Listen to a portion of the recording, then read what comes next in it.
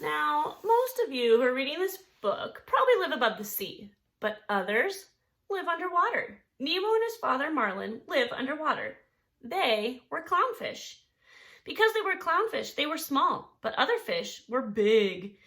Marlin was scared of the big fish, so he always kept Nemo close to him, tucked safely inside their little home. But today was Nemo's first day of school. He was very excited. On the way there, he saw a spotted fish and a striped fish.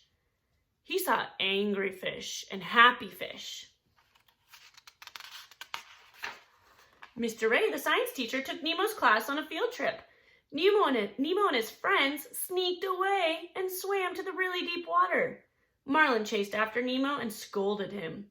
Nemo was angry that his father had embarrassed him in front of his new friends, so he swam and swam and swam way up to the surface of the ocean until he touched a boat.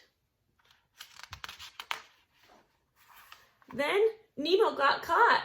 "Daddy!" cried Nemo. "Nemo!" cried Marlin. Nemo was taken away in the boat. Marlin tried to save his son, but the boat sped away so fast it soon disappeared. Nemo was gone. But Marlin would not give up. The only thing on his mind now was finding Nemo.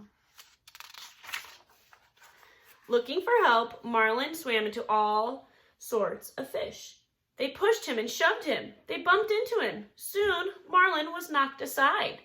One friendly fish named Dory swam down to see if Marlin was okay. She was a little bit silly, and she couldn't remember very much, but she was happy to help Marlin.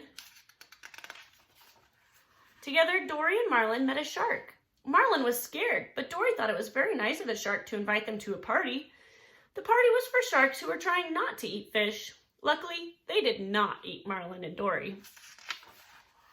Marlin kept searching for Nemo. He and Dory found a scuba mask that belonged to the diver who had taken Nemo.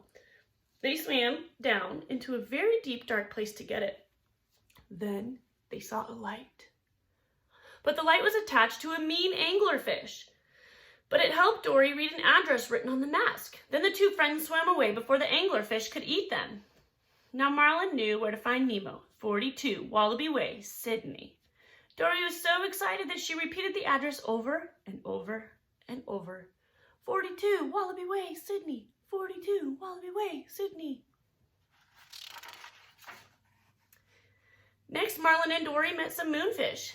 The moonfish made funny shapes. They pointed towards 42 Wallaby Way, Sydney. Some friendly turtles gave Marlin and Dory a ride. Marlin told the story of the search for Nemo, and the news spread across the ocean.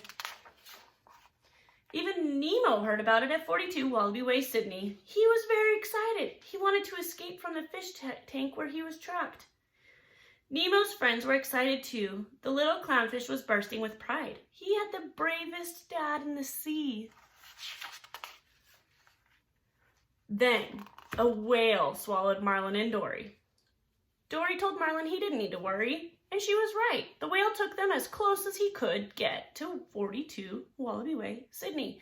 In fact, he took them all the way to Sydney Harbor. At last, a pelican named Nigel helped Marlin and Dory go straight to 42 Wallaby Way, Sydney. But it was too late. A little girl had grabbed Nemo. Marlin couldn't save him. Marlin was sad. He thought he would never see his son again. But Nemo had escaped. Dory found him. Father and son were overjoyed. And when they finally returned home, both Nemo and Marlin were heroes.